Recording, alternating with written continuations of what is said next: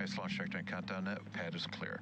10, 9, 8. Launch auto sequence has started.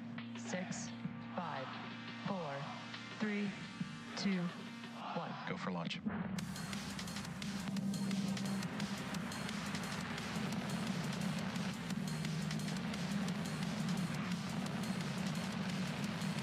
Vehicle is supersonic. Stage separation confirmed. Dragon separation confirmed.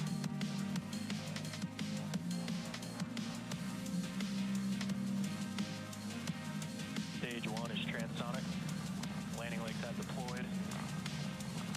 And Falcon 9 has landed. Hello everyone, it's Saturday, March 30th, and you're looking at a live view of our Falcon 9 rocket awaiting its 5:52 p.m. Eastern Time launch from Launch Complex 39A at Kennedy Space Center in Florida. My name is Zachary Lupin, and I'm an avionics reliability engineer here at SpaceX, and I'm joining you from our headquarters in Hawthorne, California. Welcome to our live launch coverage of the Eutelsat 36D mission. Today's launch marks SpaceX's 30th mission of 2024 and the 325th overall mission to date. Today is also the 7-year anniversary of the first reflight of an Orbital-class rocket. 7 years ago today, a Falcon 9 launched SES-10, marking the first time in aerospace history that an Orbital-class first stage was successfully reused. And on that 7-year anniversary, we currently have Falcon rockets vertical on all 3 of our launch pads at Cape Canaveral and Vandenberg. Eutelsat 36D is the first of 3 Falcon launches scheduled to lift off from both the Space Coast and the West Coast today. Later today, Starlink will launch from our neighboring pad at Space Launch Complex 40, followed by a third launch at Pad 4 East at Vandenberg Space Force Base in California. Eutelsat is a GEO-LEO operator with a fleet of 35 geostationary satellites and an overall constellation of more than 600 satellites in low Earth orbit. Eutelsat's 36D is a geostationary or GEO satellite that will be positioned 36,000 kilometers above Earth. Eutelsat 36D will be replacing the Eutelsat 36B satellite and will provide video services to customers in both Africa and Eurasia. We'll have more to share about today's mission later on in the webcast. So at T-minus 9 minutes and 25 seconds, let's learn a bit more about the Falcon 9 supporting today's mission. Falcon 9 is a 2-stage rocket that is both designed and manufactured by SpaceX for the reliable and safe transport of people and payloads into Earth orbit and beyond. It is the first and currently the only orbital-class rocket capable of reflight. The entire vehicle stands at 229 feet tall, or about the height of a 21-story building. The bottom 2/3 of the vehicle is the first stage, which is also referred to as the booster. The booster accelerates the vehicle through the Earth's atmosphere and into space using 9 Merlin M1D engines, eventually separating from the rest of the rocket. Now that number 9 in the name refers to those 9 Merlin engines that power Falcon 9's first stage, and those engines are named after the Merlin, which is a species of falcon. The photo you're seeing now are these 9 Merlin engines, just like the engines responsible for getting today's payload to orbital velocity. Now, not only is the first stage the largest part of the rocket, but it's also the portion of the rocket that we attempt to land for future reuse. And today's booster is flying for its 12th time today, having previously flown 6 Starlink missions, 4 separate satellite missions, and CRS-26. Today, we're planning to land on the drone ship Just Read the Instructions, which is currently stationed in the Atlantic Ocean. Now, to date, we've landed Falcon 9 272 times. Reusability is very important to us as it allows us to refly the most expensive parts of the rocket, which in turn drives down the cost of access to space. Above the first stage is the second stage, which has a single Merlin vacuum or MVAC engine that ignites after the first stage separates. And that second stage is what will carry the Eutelsat 36D payload into orbit. And located above the second stage is the payload fairing, which is the large barrel structure with the pointed nose at the top of the rocket. At 17 feet in diameter, the carbon composite fairing protects satellites on its way to orbit, and they get jettisoned approximately 3 minutes into flight. The fairing halves supporting today's mission are both flight proven, with one half flying for its 9th time and the other half flying for its 5th. And after separation from the second stage, both fairing halves will return to Earth and will be recovered by our recovery team. The Eutelsat 3060 satellite is currently safely stowed within those fairings. Now, based on the Airbus Eurostar Neo platform, the all-electric Eutelsat 3060 payload will bring enhancements to areas of coverage as well as performance improvements. Now, as that T-clock approaches 0, let's learn a bit more about this payload and its journey from Europe.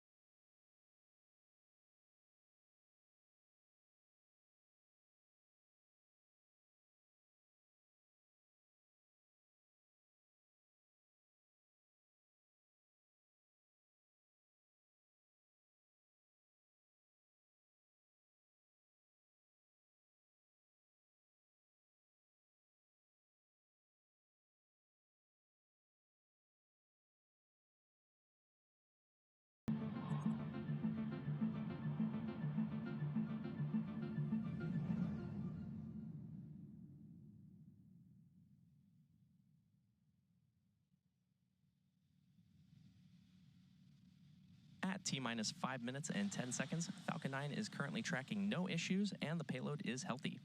Falcon 9 has been loading propellant since the T-minus 35 minute mark and will finish loading at around T-minus 2 minutes. The range is ready to support and weather is currently green for our mission today. However, if for some reason we do not launch today, we do have a backup opportunity tomorrow at the same time.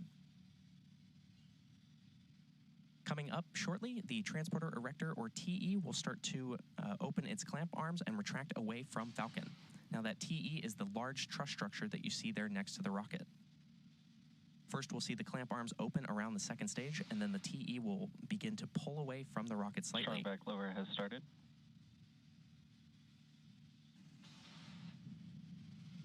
At T-minus 0, ground hydraulic systems will pull the TE even further away from Falcon 9 as it lifts off.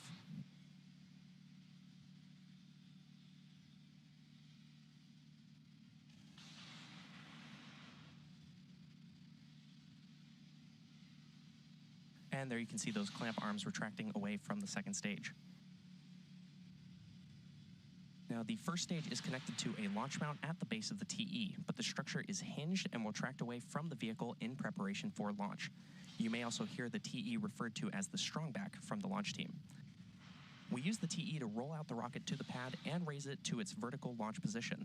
The TE also routes the vehicle's fluids, power, and telemetry umbilicals from the ground systems to the rocket and payload until Falcon 9 goes on internal power and clears the pad.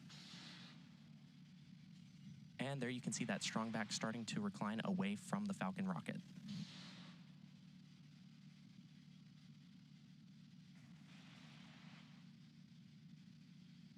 At this point in the countdown, both the first and second stages are nearly fully loaded with 1 million pounds of kerosene fuel and liquid oxygen. Both first stage and second stage should finish loading propellant about a minute apart from each other, with the first stage finishing up in just a few moments from now and the second stage finishing up at around the T-minus 2 minute mark.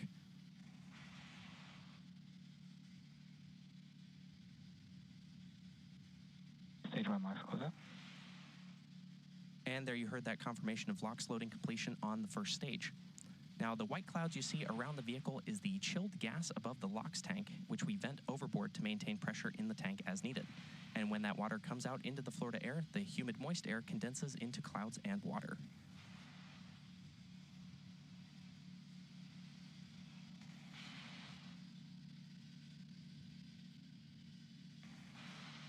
Coming up in about 20 seconds from now, we should hear confirmation of Stage 2 LOX loading completion.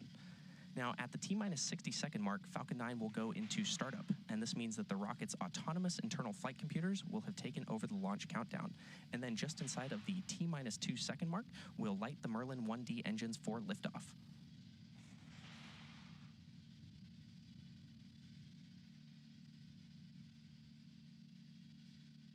The Eutelsat 36D payload Stage 2 lock load complete. and there's that confirmation of Stage 2 LOX loading on our Falcon vehicle. It is now fully loaded with 1 million pounds of kerosene fuel and liquid oxygen. The Eutelsat 36D payload continues to be healthy, and the Falcon 9 team is currently tracking no issues on the rocket.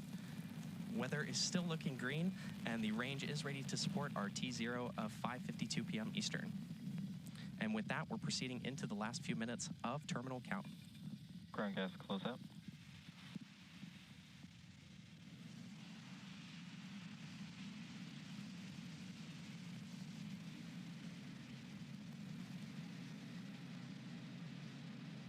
In just about 15 seconds, we should hear a confirmation that Falcon 9 is in startup.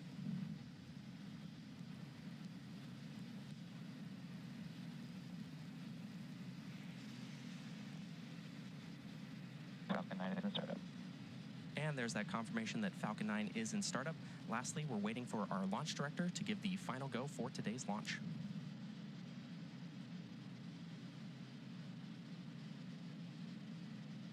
Go for launch. And there's the launch director's final go for launch. So we are set to launch the Eutelsat 36D payloads. Let's sit back and watch as Falcon takes the Eutelsat satellite to space. 30 seconds.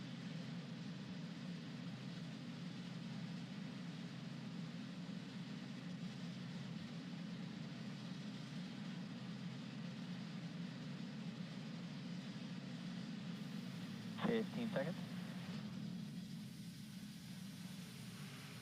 T-minus 10, 9, 8, 7, 6, 5, 4, 3, 2, 1. Ignition and lift off of Falcon 9. Go Eutelsat, go Falcon.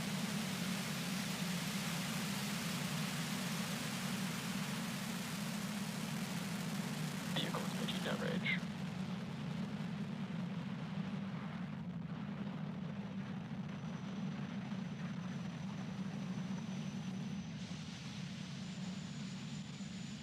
Chamber pressure nominal. At T plus 30 seconds and counting, Falcon 9 has successfully lifted off from Launch Complex 39A, carrying the Eutelsat 36D payload to orbit. Now, during the rocket's ascent, we will be tilting the engines, the technical term for that being gimbling, and that'll turn the rocket horizontally in what we call a gravity turn. The vehicle will still be going up, but now will also be headed horizontally away from the launch pad. We've also throttled down the engines in preparation for max Q, or maximum aerodynamic pressure, and this is when the vehicle experiences the greatest amount of aerodynamic stress as it ascends through the Earth's atmosphere. Max Q. And there's that call out for max Q. Now, the rocket typically needs to go 17,500 miles per hour horizontally in order to avoid being pulled back down to Earth and get into orbit. So keep an eye on the Stage 1 telemetry, which is located at the bottom left-hand corner of your screen. Coming up in just under a minute from now, we're going to have 3 events in quick succession, starting with MECO, or main engine cutoff, followed by stage separation, and then second engine start 1. MECO is where we shut down all 9 Merlin 1D engines on the first stage. This then gets followed by stage separation, which is when the first and second stages of Falcon separate from one another. And that'll be followed by second engine start 1, or SES1, where we light the MVAC engine on the second stage. So keep an eye out for all of these events, which are going to happen in rapid succession in about 25 seconds from now.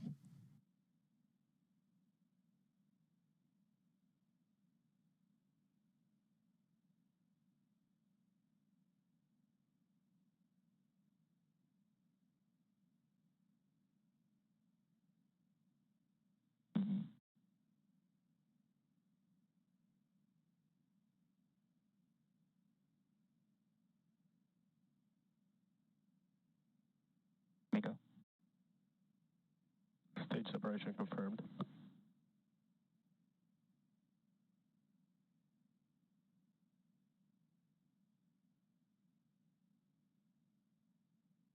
Stage ignition.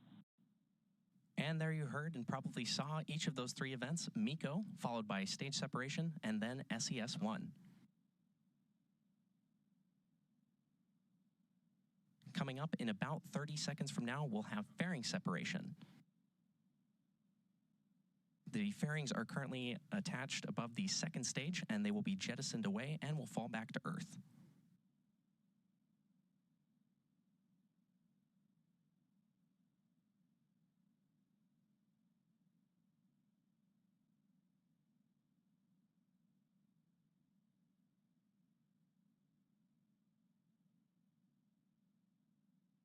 Fairing separation confirmed. And there's that confirmation of fairing separation from the second stage. As a reminder, we'll be attempting to retrieve these fairing halves today once they fall back to Earth with our recovery vessel, Bob.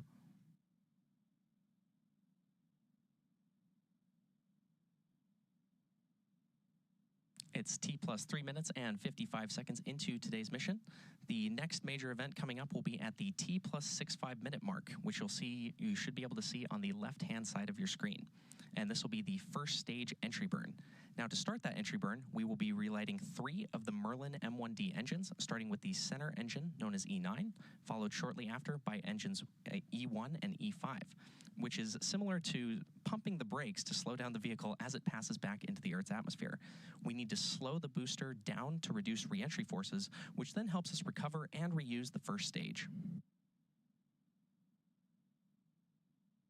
Now, during that entry burn, Falcon 9 is decelerating by firing its Merlin engines, but we're also still moving really fast, and this causes the vehicle to fly through Merlin's exhaust gases, also known as the rocket's plume. And this deposits a layer of soot on the vehicle's surface. Now, that surface comes from the carbon-based fuel that Falcon 9 uses, and with each flight, the soot builds up a little more on the outside of the vehicle. And oftentimes prior to launch, you can actually see that soot on the first stage. Nominal trajectory. Good call out there of nominal trajectory. As a reminder, on the left-hand side of your screen is the Falcon 9 first stage, and on the right is the second stage, which is currently carrying the Eutelsat 36D payload to orbit.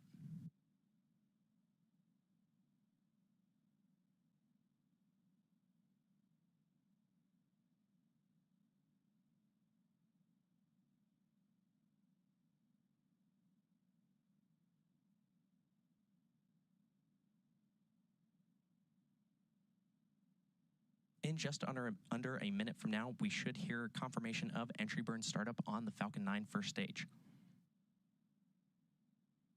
And currently on your screen right now are some beautiful views of our second stage as it carries the Eutelsat 36D payload to orbit.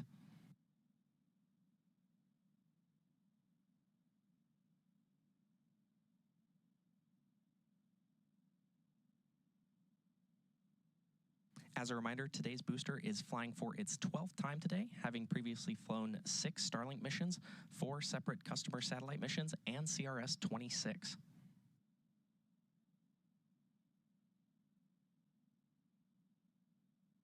Coming up in just about 10 seconds, we should hear Stage 1 entry burn startup. And there's that confirmation of the Stage 1 entry burn on our Falcon 9 first stage.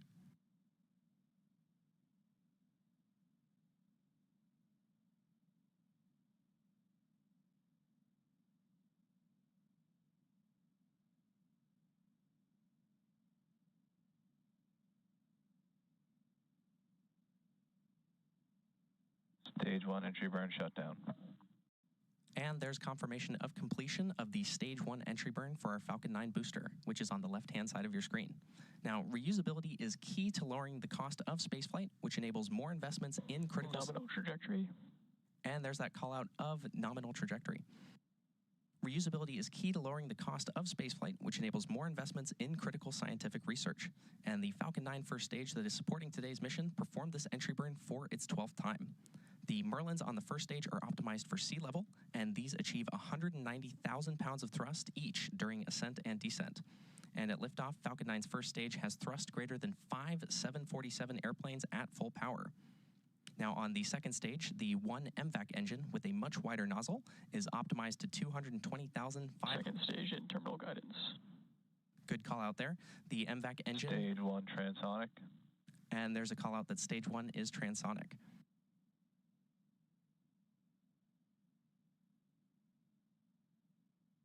Coming up in just about 20 seconds, we should hear confirmation of landing burn for the Falcon 9 first stage. Stage 2 FTS is saved.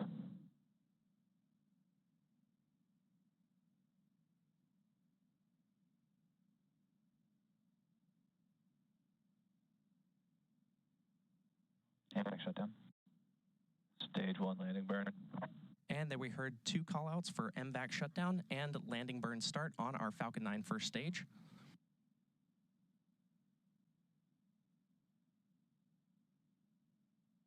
Nominal parking orbit. Landing leg deploy.